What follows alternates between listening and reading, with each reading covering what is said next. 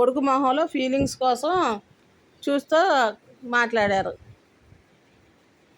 అమ్మా, నీకు నాన్నగారికి ఎప్పుడు గొడవలు జరగలేదా?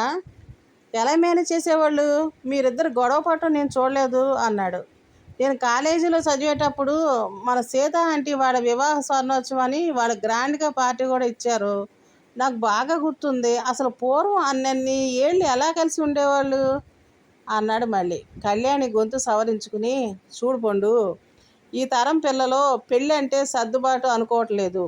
అసలు ఆ మాటకొస్తే జీవితం అంతా ఎవరో ఒకరితో సర్దుకునే బతకాలి. ఎందుకంటే ఏ ఇద్దరి ఆలోచనల అభిరుచులు సమర్థతగా ఒక విధంగా ఉండవు. నా పెళ్ళికి నాకు 19 ఏళ్ళు, డిగ్రీ పూర్తయింది, ఉద్యోగం చేయట్లేదు. ఆ కాలం ప్రమాణాలను బట్టి అమ్మమ్మ వాళ్ళు నాకు పెళ్లి చేశారు.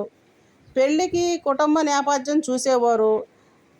వాళ్ళ ఇంట్లో ఏమైనా దీర్ఘకాల రోగాలు ఉన్నాయా అని కూడా తెలుసుకునేవాళ్ళు. ఇంట్లో పిల్లలు పుట్టారా లేదా అని కూడా వాకప్ చేసేవాళ్ళు. పిల్లలు పుట్టకపోతే తమ వంశం కొనసాగదని భయపడేవాళ్ళు. పెళ్ళి అంటే 2 కుటుంబాల మధ్య ఏర్పడే బంధం. ఎలాంటి మానసిక శారీరక ఆరోగ్య సమస్యలున్నా ఒకరికి ఒకరు తోడుగా ఉండేవారు. డబ్బు సంపాదన, ఉద్యోగం హోదాలకు తక్కువ ప్రాధాన్యత ఇచ్చేవారు ఆ రోజుల్లో. నువ్వు స్కూల్లో ఉన్నప్పుడు మన పై ఫ్లాట్లో ఉండే డాక్టర్ అంకుల్ గుర్తున్నారా? నీకు తెలుసో తెలీదో, ఆ యాంటీ పెద్దగా చదువుకోలేదు. అయినా అంకుల్ ఏ అభ్యంతరం లేకుండా ఆ యాంటీని చేసుకున్నారు. ఇప్పటికీ వాళ్ళెంతో ఆనందంగా కలిసి ఉంటున్నారు. ఈరోజు రాత్రి వాళ్ళ అమ్మాయి పెళ్ళి.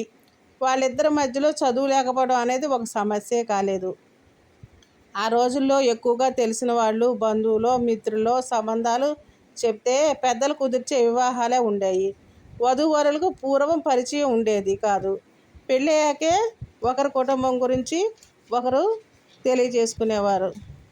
ఆ రోజుల్లో అలా సాగుతూ ఉండేవి. వ్యక్తిగతంగా ఒకరి గురించి మరొకరు తెలుసుకునేవారు. ఆ క్రమంలో కొంతకాలం గడిచిపోయేది. కొత్తగా పరిచయమైన భాగస్వామి మెప్పించడానికి ఇద్దరు తాపత్రయపడేవాళ్ళు అనుకో. వారిద్దరిని పెద్దలు గమనిస్తూ ఉండేవాళ్ళు. ఎక్కడైనా కొంచెం పొరపచాలు వచ్చే సూచనలు కనిపిస్తే సర్ది చెప్పి రాజీ కుదిర్చేవాళ్ళు.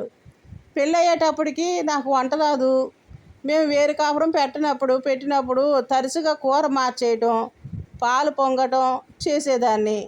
నాన్నగారు, పోనీలే బంగారం, ఇదొక వెరైటీ అనుకో, ఇప్పుడేం లోపం జరిగింది, గుర్తు పెట్టుకుంటే రేపు అలా చేయకుండా ఉంటే సరి. కొన్నాళ్ళకి నీకే సరిగ్గా చేయటం తెలుస్తుంది. అభ్యాసం కూసు విద్య అన్నారు పెద్దలు. కొన్నాళ్ళయ్యాక ఇవన్నీ తలుచుకుంటే భలే సరదాగా ఉండి మనమే నవ్వుకుంటాం అనేవారు. ఎప్పుడు విసుక్కోలేదు. మా అమ్మకి కానీ వాళ్ళ అమ్మకి కానీ చెప్పి ఎప్పుడూ నన్ను హేళన చేయలేదు. పెళ్ళైన కొన్నాళ్ళ తర్వాత నేను ఉద్యోగంలో చేరాను. అప్పటికీ నాకు ఇల్లు ఎలా నిర్వహించుకోవాలో తెలిసింది. ఈలోపు ఇంట్లోకి అన్నీ నాకు పువ్వులు, చీరలతో సహా నాన్నగారే సమకూర్చేవారు. ఈ తరం ఆడపిల్లలు ఆర్థిక స్వాతంత్రం కావాలని ఉద్యోగాల్లో చేరాకనే పెళ్లి చేసుకుంటున్నారు. డ్రైవింగ్ నేర్చుకుని స్కూటరో, కారో కొనుక్కుంటున్నారు. ఏ విషయానికి ఎవరి మీద ఆధారపడక్కర్లేదు. పెళ్లి నాటికే ఇరువురికి జీవితంలో ప్రతి విషయం మీద స్పష్టమైన అభిప్రాయాలు ఏర్పడుతున్నాయి.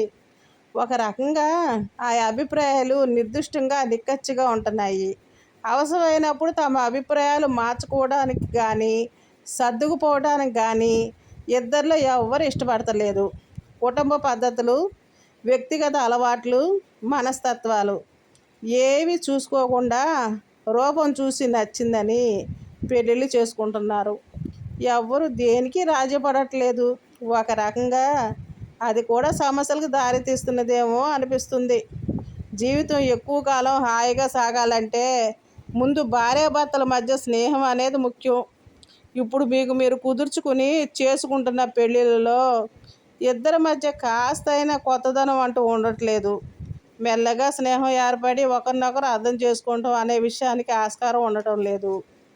వివాహ బంధంలోకి ప్రవేశించేటప్పటికే ఒకరి మీద ఒకరు ఒరే వసేయ్ అనే పిలుచుకునే చనువు వచ్చేస్తుంది. కాబట్టి మితిమీరిన ఆ చనువు మీలో అనుబంధానికి బదులు లెక్కలేనితనాన్ని పెంచుతుంది. ఎవరు ఎవరి మీద డబ్బు కోసం ఆధారపడక్కర్లేదు. దానివల్ల ఎవరు ఎక్కువ ఎవరు తక్కువ అనే ధోరణి పెరుగుతుంది. అక్కడి నుంచి మాట మాట అనుకోవటం, కనీస మర్యాదను కూడా వదిలేసి నోటికి ఎంత వస్తే అంత తిట్టుకోవటం జరుగుతుంది. మా రోజుల్లో పెద్దవాళ్ళ ముందే కొన్ని మాటలు మాట్లాడకూడదు అని సభ్యత పాటించేవాళ్ళం. అందుకే ఎంత కోపం వచ్చినా హద్దు దాటేవాళ్ళం కాదు. ఒకవేళ పరిస్థితి అదుపు తప్పుతుందని పెద్దలు గమనిస్తే అమ్మాయిని అలా సినిమా తీసుకెళ్ళమనో, ఇద్దరు కలిసి గుడికి వెళ్ళమనో పంపించేవాళ్ళు. భర్తని ఎలా ఆకట్టుకోవాలో అమ్మాయికి చెప్పేవాళ్ళు, అమ్మాయిని ఎలా జాగ్రత్తగా చూసుకోవాలో అబ్బాయికి చెప్పేవాళ్ళు పెద్దవాళ్ళు. ఒకసారి ఒకరిది పై చెయ్యి అయితే ఇంకోసారి ఇంకొకరిది అయ్యేది. అది లొంగుబాటు తనమనో బానిసత్వమనో అనుకోకూడదు. పట్టు విడుప తెలియటమే ముఖ్యం. మనిషి ఆవేశంగా ఉన్నప్పుడు మాటలు చేతలు తప్పుదారిలోకి వెళతాయి. అందుకే కోపం తగ్గే వరకు కాస్త సమయంతో మౌనంగా ఉండి ఆ తర్వాత మాట్లాడుకుంటే అనర్థాలు జరగవు.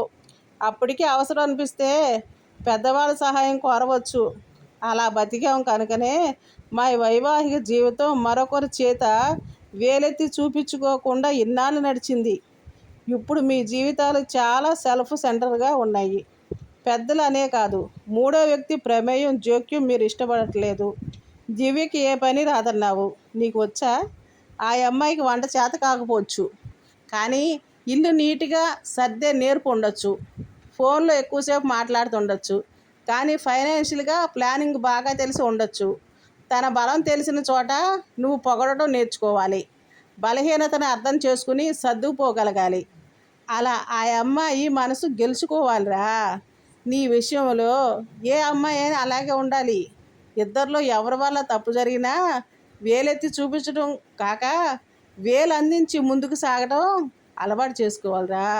మానవ సంబంధాలు అనేవి ఎంత సున్నితమైన బంధాలు, చాలా జాగ్రత్తగా కాపాడుకోవాలమ్మా. ఆ విజ్ఞత నేర్పు ఉన్నవాళ్ళ జీవితాలు చిరకాలం బాగుంటాయి. ఇప్పుడు ఆవేశంలో విడిపోవాలనుకుంటాం. సరే, ఇలాగే ఒంటరిగా ఎప్పటికి బతకలేవు కదా. రేపు ఇంకో అమ్మాయిని చేసుకుంటే ఆ అమ్మాయిలో మాత్రం నీకు నచ్చని విషయాలు ఉండవని గ్యారంటీ ఏంటి? అందుకే తొందరపడకు. ఇంకాస్త టైం తీసుకుని మరోసారి మాట్లాడి అప్పుడు నిర్ణయం తీసుకోవచ్చు. ఇంతకీ నువ్వు ఎప్పుడు వస్తున్నావు? దివ్యకి చెప్పావా నువ్వు ఇక్కడికి వస్తున్నట్టు? అసలు ఉద్యోగపు ఒత్తిడులు తప్ప ఈ తరం పిల్లలు పెళ్ళి అయ్యాక మనసు విప్పి స్నేహంగా ఎప్పుడైనా మాట్లాడుకుంటారా? తను చిరాగ్గా ఉన్నప్పుడు నువ్వే ఒక అడుగు ముందుకేసి, చాలా అలసిపోయావు, కాసేపు రిలాక్స్ అవ్వు, నీకోసం ఇవాళ ఈ వంట చేశాను అని చెప్పి చూడు, ఎంత మార్పు వస్తుందో. పొగడ్తకి ప్రేమకి పడని వాళ్ళు ఉంటారా అంటూ కళ్యాణి దంపతులు కొడుక్కి నచ్చ చెప్పి ఇంకొన్ని రోజులు వేచి చూడు, అప్పటికీ కలిసి ఉండలేమనిపిస్తే అప్పుడే ఆలోచించవచ్చు అని తాత్కాలిక పరిష్కారం చెబుతూ కొడుక్కి కౌన్సిలింగ్ చేశారు. ఇలా ఎవరో ఒకరు చెప్పకనే ఈ కాలం పిల్లలు ఈగోలతో జీవితాలు పాడు చేసుకుంటున్నారు. చదువులు ఎక్కువై సర్దుబాటు తక్కువైపోతుంది. మన అమ్మాయి తరపునైనా అబ్బాయి తరపునైనా పెళ్ళంటూ జరిగాక వాళ్ళిద్దరు మన పిల్లలే. వాళ్ళ జీవితాలు బాగుండటం మనకు ముఖ్యం. జీవితం గురించి అనుభవంతో ఆలోచించగలన మనం ఒక అడుగు ముందుకేసి వీలైతే జరగబోయే అనర్థాన్ని ఆపుదాం. పని జరిగినా జరగకపోయినా ప్రయత్నం అయితే చేసి చూద్దాం, అంతా మంచి జరుగుతుంది ఆశిద్దాం అనుకున్నారు ఆ దంపతులు. కాస్త ఆందోళనతో మరి కాస్త ఆశాభావంతో. చూసారండి, ఈ జనరేషను పిల్లలు కాస్త దూకుడు మనస్తత్వం కలిగి ఉంటారండి. ఎందుకంటే అన్నిట్లో సమానంగా ఉండాం అనుకుంటారు. అంత సమానమే, కరెక్టేనండి, అంత సమానమేనండి. పెళ్ళికి వచ్చేటప్పటికల్లా జీవితాన్ని పంచుకునేటప్పటికల్లా కాస్త ఒకళ్ళు సర్దుకుపోతే నష్టమేం లేదు కదండి.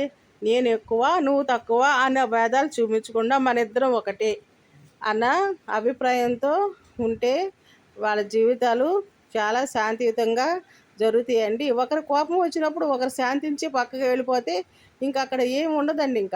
ఇంకా అక్కడ ఏమి ఉండదు. అవన్నీ కూడా సర్దుబాటు చేసుకుని ఈ తరం పిల్లలు చక్కగా పెళ్ళిళ్ళు చేసుకుని చక్కగా మంచి సంసారాలు చేసుకుని మంచి పిల్లల్ని కని చక్కగా వారి జీవితాల్ని నిలబెట్టుకోవాలని మనందరం కోరుకున్నామండి. ఎక్కడ ఏమీ లేదండి. ఎక్కడ ఇది లోపం జరుగుతుంది అని మనం ఒక్కసారి ఆలోచించి చూస్తే వారికి పెరిగిన వాతావరణం ఒకటి, తర్వాత నేను సమానంగా ఉన్నాను, నేను సమానంగా సంపాదిస్తున్నాను అన్న ఒక ఆర్థిక స్వాతంత్రం నాకు ఉంది అని ఒక అభిప్రాయం ఆడపిల్లల్లో ఉంటుందండి. ఉండొచ్చండి. కాకపోతే భార్యాభర్తలు ఇద్దరు కూడా ఆలోచించుకు సమానత్వంతో ముందుకు సాగాలండి. Please subscribe.